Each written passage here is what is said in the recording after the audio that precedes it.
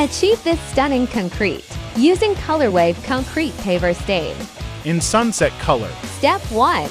Surface preparation. Mix 4 ounces of Proclean degreaser with 1 gallon of water. Shake the gallon of degreaser until mixed. Pour into pressure washer soap tank.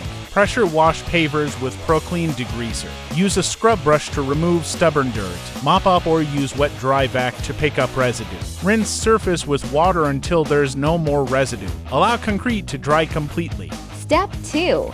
Preparation. Assemble the sprayer and remove all filters. Shake ColorWave before pouring in the sprayer.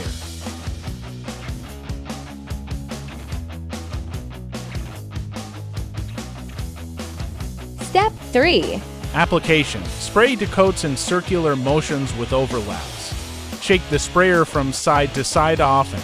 Allow to dry 8 hours between coats. Before. After. This is what it looks like when stained. The color will pop when sealer is applied. Step 4. Seal and protect finish. Apply to thin coats of sealer. Wait 8 to 12 hours between coats. Stained. Sealed. Wow, look at that color!